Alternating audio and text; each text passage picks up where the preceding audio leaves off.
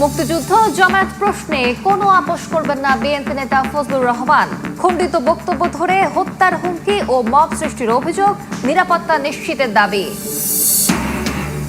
বাগেরহাটে সংসদীয় আসন কমিয়ে গাজীপুরে বাড়ানোর প্রস্তাব জনবিরোধী। ইসির শুনানিতে বাসিন্দাদের অভিযোগ, নির্বাচনে কালো টাকার ব্যবহার বন্ধের পরিকল্পনা দুদকের। ছাত্র সংসদ নির্বাচন ঘিরে ক্যাম্পাসে ক্যাম্পাসে উচ্ছ্বাস। ডাকসুর খসড়া প্রার্থী তালিকা প্রকাশ, রাকসুর ভোট পেছানোর দাবি ছাত্র দলের। ডাকসুতে পাল্টাপাল্টি অভিযোগ।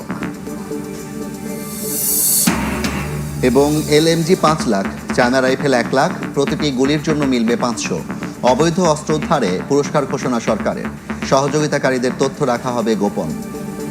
রোহিঙ্গাদের জাতিগত নির্মূল থেকে রক্ষায় বৈশ্বিক উদ্যোগ চান প্রধান উপদেষ্টা। কক্সবাজারে আন্তর্জাতিক সংলাপে আশ্রিতদের প্রত্যাবাসনে 7 দফা প্রস্তাব। We don't afford anymore to stand silent at the protected situation of the Rohingyas. Therefore, we urge all parties and partners to work hard for charting a practical roadmap for their speedy, safe, and dignified, voluntary, and sustainable return to their homes in Rakhine as soon as possible. আন্তর্জাতিক সম্প্রদায় একমত না হওয়ায় রোহিঙ্গা প্রত্যাবাসন হচ্ছে না। Arakan আর্মিদের কারা অস্ত্র দিচ্ছে, প্রশ্ন চীনা রাষ্ট্রদূতের। জুলাই আন্দোলনের সময় যাত্রাবাড়ী থানার হত্যা মামলায় কন্টেন্ট ক্রিয়েটর তৌহিদ আফ্রিদিকে 5 দিনের রিমান্ডে দিয়েছেন আদালত। শুনানি শেষে ঢাকার মেট্রোপলিটন ম্যাজিস্ট্রেট সারাহ ফারজানা হক এই আদেশ দিয়েছেন। তৌহিদ আফ্রিদিকে আজ দুপুরে ঢাকার সিএমএম আদালতে নেওয়া হয়। মামলার তদন্ত কর্মকর্তা জিজ্ঞাসাবাদের জন্য 7 দিনের রিমান্ড চান। আসামি পক্ষের আইনজীবীরা রিমান্ড বাতিল এবং জামিন চেয়ে শুনানি করেন। উভয় পক্ষে শুনানি শেষে আদালত আফ্রিদির 5 দিনের রিমান্ড মঞ্জুর করেন। গেল রাতে বরিশাল থেকে তৌহিদ আফ্রিদিকে গ্রেপ্তার করে সিআইডি। এর আগে 17 আগস্ট রাজধানী গুলশান থেকে আফ্রিদির বাবা নাসিরকে গ্রেপ্তার করা হয়।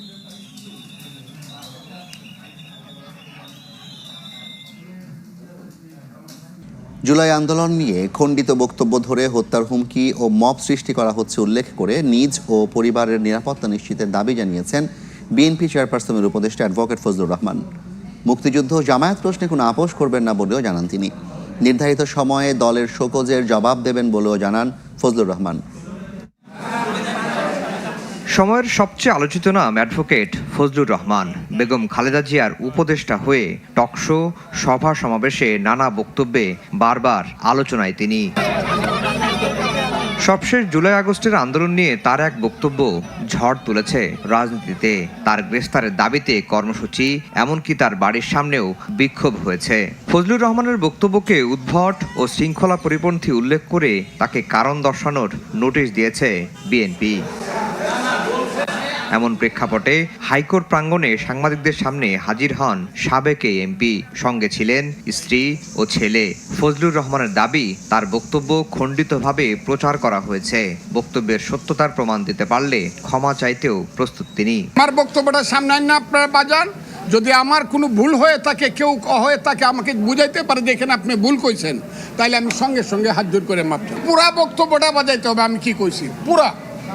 ওই একটা ইউটিউবের একটা লাইন বাজায় হবে না। ফজলুর রহমান বলেন, বাসার সামনে মব সৃষ্টি করা হচ্ছে, হুমকি দেয়া হচ্ছে, প্রাণ নাশেরও। পরিবার নিরাপত্তাহীনতায় ভুগছেন বলেও জানান। আমার জীবনে আমি মৃত্যু ভয় পাই না, কিন্তু আমি মনে করি অপমৃত্যু তো আমার প্রাপ্য নয়। দেশটার জন্য আমি যুদ্ধ করেছি, কাজে আমার এদেশে বাঁচার অধিকার আছে। আজকে যে সন্তানেরা আমার বিরুদ্ধে স্লোগান দাও, তোমাদের জন্য একটা স্বাধীন দেশ সৃষ্টি করার জন্য আমি যুদ্ধ করেছিলাম, তোমাদের কাছ থেকে কি আমি অপমৃত্যুটা আমার কাম্য? যদি আমার কোনো কথায় তোমরা মনে করে থাকো আমি দেশের বিরুদ্ধে কথা বলছি বা তোমাদের কর্মকাণ্ডের বিরুদ্ধে কথা বলছি, আমার বিরুদ্ধে মামলা করো, আমাকে গ্রেফতার করো, আমাকে শাস্তি দাও। মুক্তিযুদ্ধ এবং মুক্তিযুদ্ধে জামাতের ভূমিকা নিয়ে কোনো আপোষ করবেন না বলেও জানান ফজলুর রহমান। ৭১ সনের মুক্তিযুদ্ধ ছিল ভাইয়ে ভাইয়ে গন্ডগোল, এবং এইটা একটা চক্রান্তকারী দেশ এই গন্ডগোলটা লাগাইছে। সেই দিন থেকে আমি মুক্তিযোদ্ধা হিসাবে আমার পবিত্র দায়িত্ব মনে করছি জামাতের এই মুক্তিযুদ্ধ বিরোধী কথার বিরুদ্ধে নীতিকে অবস্থানে নেওয়া। আমি এই ব্যাপারে কোনো কম্প্রোমাইজ করব না। দলের নোটিশের বিষয়ে খুব শীঘ্রই জবাব দেবেন বলেও জানান অ্যাডভোকেট ফজলুর রহমান। মিয়ানমারের জান্তা ও আরাকান আর্মির হাত থেকে রোহিঙ্গাদের বাঁচাতে বিশ্ব সম্প্রদায়কে কার্যকর উদ্যোগ নেওয়ার আহ্বান জানিয়েছেন প্রধান উপদেষ্টা ডক্টর মোহাম্মদ ইউনূস। কক্সবাজারে আন্তর্জাতিক সম্মেলনে প্রত্যাবাসন নিয়ে 7 দফা প্রস্তাব তুলে ধরেন তিনি। বলেন, রোহিঙ্গাদের জাতিগত নির্মূলের ভয়াবহ পরিকল্পনার বাস্তবায়ন থামানো সবার নৈতিক দায়িত্ব। মিয়ানমারের জান্তা বাহিনীর নির্যাতনের মুখে 2017 সালে বাংলাদেশ অভিমুখে ধল নামে রোহিঙ্গার নানা প্রচেষ্টার পরও এখনো একজন রোহিঙ্গাকেও ফেরানো যায়নি নিজ দেশ মিয়ানমারে।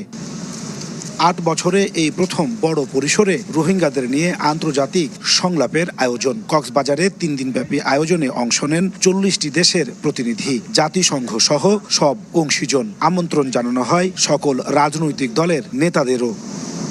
দ্বিতীয় দিনে সম্মেলনে যোগ দেন প্রধান উপদেষ্টা ডক্টর মোহাম্মদ ইউনূস। প্রধান অতিথির বক্তব্যে তিনি বলেন, সম্পদ ও সামর্থ্যের সীমাবদ্ধতা সত্ত্বেও রোহিঙ্গাদের জীবন বাঁচাতে মানবিক কারণে সীমান্ত খুলে দিয়েছিল বাংলাদেশ। রোহিঙ্গাদের জাতিগত নির্মূলের ভয়াবহ পরিকল্পনা বাস্তবায়ন থেকে সশস্ত্র ঘাতকদের থামানো বিশ্ব সম্প্রদায়ের নৈতিক দায়িত্ব বলেও মন্তব্য করেন তিনি। রোহিঙ্গা সংকট মিয়ানমারের সৃষ্টি সমাধানও সেখানে করতে হবে বলে জানান প্রধান উপদেষ্টা।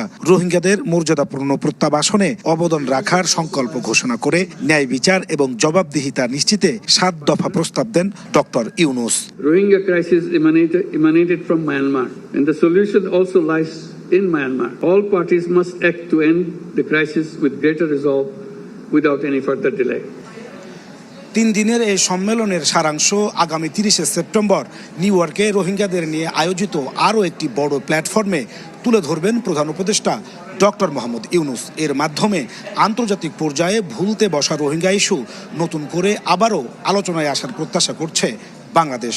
একই সঙ্গে সেখান থেকে নতুন কোনো পথের দিশাও আসতে পারে, যার মাধ্যমে মিয়ানমারের রোহিঙ্গাদের টেকসই প্রত্যাবাসন সম্ভব হবে।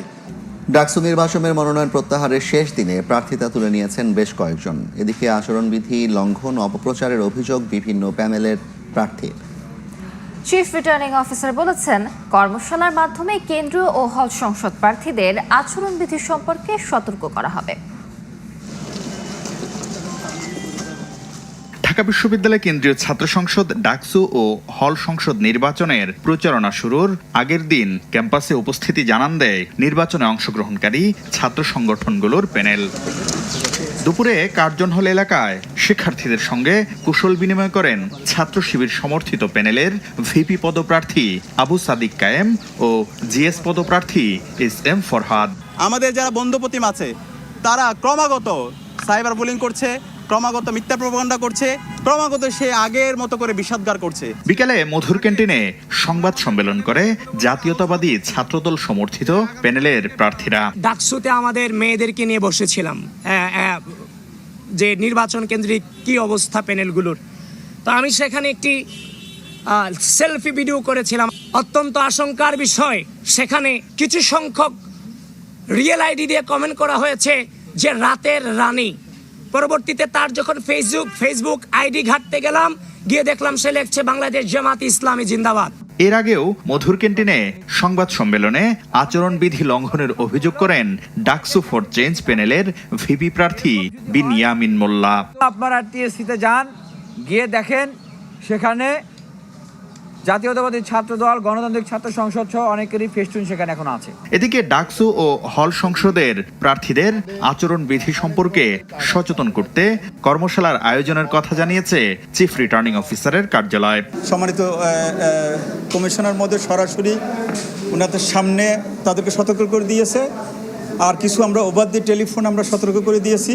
আর মনোনয়ন প্রত্যাহারের শেষ দিনে সোমবার দুপুরে সিনেট ভবনে চিফ রিটার্নিং অফিসারের কাছে প্রত্যাহারের আবেদন করেন বেশ কয়েকজন প্রার্থী।